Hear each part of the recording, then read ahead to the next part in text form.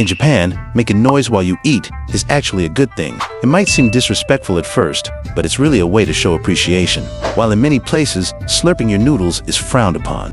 In Japan, it's considered a compliment to the chef. The more sound you make, the more it indicates that you're enjoying your meal. If you sit quietly, the cook might get the impression that you're not a fan of the dish. So, if you ever find yourself slurping down some ramen in Japan, don't hold back. It's all about showing respect in their culture. Still think being noisy is rude. Watch it again, and you'll understand.